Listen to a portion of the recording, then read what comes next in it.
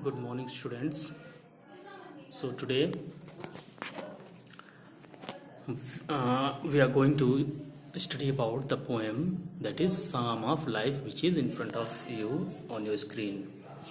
That is the Psalm of Life, written by H.W. Longfellow. He was born in 1807 and died in 1882. So this is the name of the poem and the poet. Okay, and as I told you, every poem has two most important things for your board exams, that is the name of the poem as well as the name of the poet. तो हर एक poem का नाम और उसके poet का नाम, ये first एक क्वेश्चन बनता है for your board exams, very important. Okay, so this is your second poem. Now come on the poem.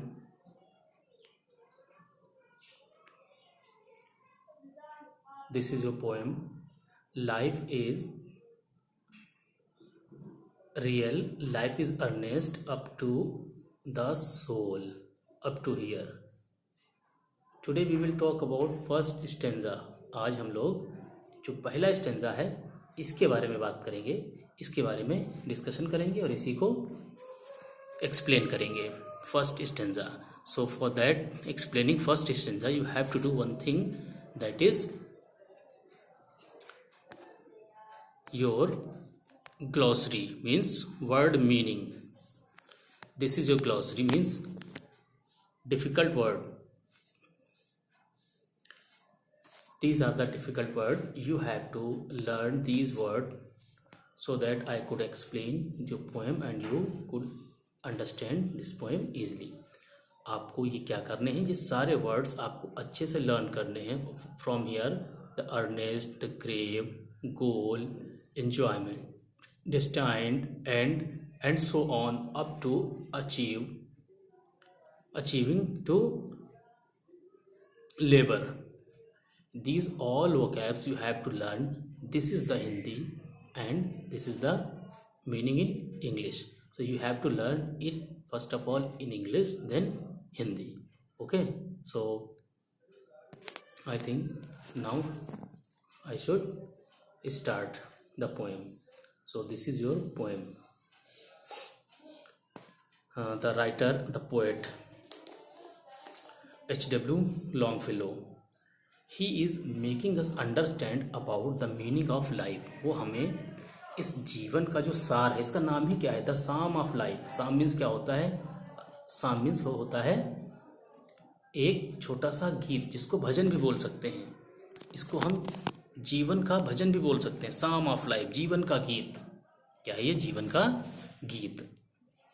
और किसके द्वारा बताया गया है ये बताया गया है H.W. लॉन्गफेलो. इन्होंने बताया है कि जीवन का सार क्या है एक गीत के रूप में. आखिर हमारा जो जीवन हमको मिला है, इसका मतलब क्या है, इसकी सार्थकता क्या है. तो he the poem starts from the line, life is real, life is earnest. Life is real means our life is, ये क्या है? वास्तविक है, रियल है. It is, life is earnest and it is also a very serious. Life is very serious and sincere thing. It's not a thing that which we can play about. So he is telling that the life is real, life is earnest, and the grave is not its goal. And the grave is not its goal. Grave means qabr. Now the writer, the poet is telling that our life, it is very important thing, because a life is not a gift which is given by everyone. Life is क्या है? एक ऐसा उपहार नहीं है जिसको जो सबको दे दिया जाए.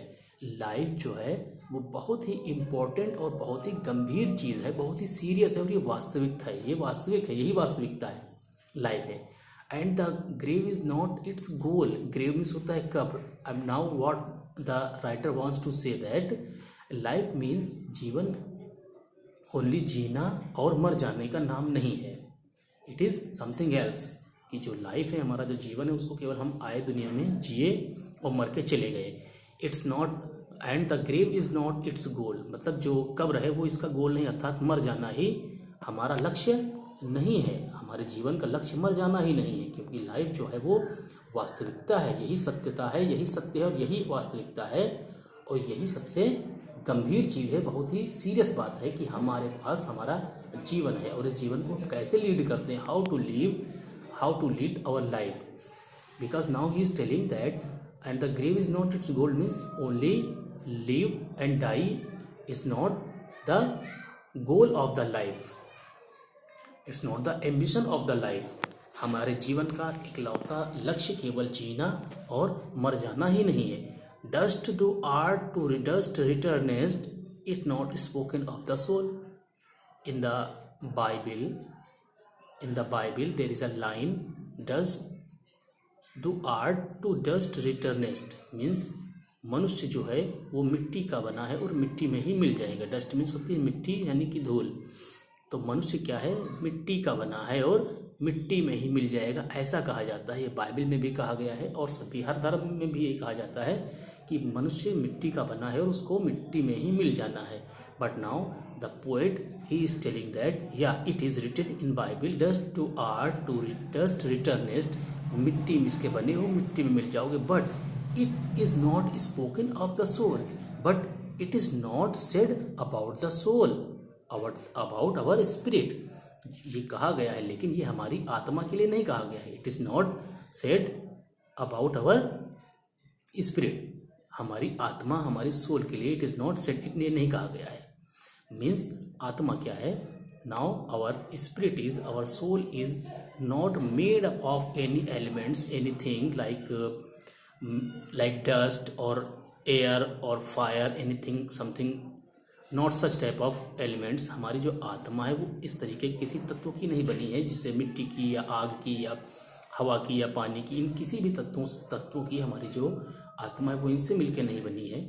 इसीलिए शरीर तो नश्वर है, शरीर मिट्टी का बना है, शरीर मिट्टी में मिल जाएगा। But it is not said about the soul के लिए ऐसा नहीं कहा गया है, आत्मा के लिए ऐसा नहीं कहा गया है। आत्मा अजर और अमर है।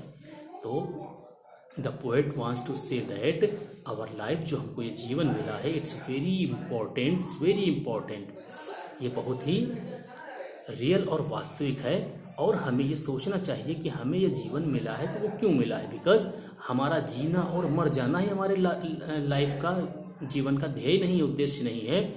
Dust to art to dust returnest, ये ज़रूर कहा गया है कि मिट्टी का शरीर है और मिट्टी में ही मिल जाएगा। But it is not spoken of the soul, but for our spirit, हमारी आत्मा के लिए इट इज़ नॉट सेड, हमारी आत्मा के लिए ये नहीं कहा गया है। ये किसके लिए कहा गया है, ये तो केवल हमारे शरीर के लिए कहा गया है कि वो मिट्टी का है और मिट्टी में मिल जाएगा एक दिन। ठीक है, तो लाइफ हमारी बहुत ही इंपॉर्टेंट चीज़ है। So this is the first stanza, 4 lines. In next video I will cover other 4 lines, so write it properly. If you have any problem so you can ask me directly or by comment. अब अगर आपको कोई समस्या हो, इसमें कोई दिक्कत हो, आप हमसे पूछ सकते हैं। ठीक है, उसके बाद में नेक्स्ट वीडियो में हम इसको कवर करने की कोशिश करेंगे। और तब तक के लिए हम इसको वाइंड अप करते हैं। I think it's enough for today. So thank you and have a nice day.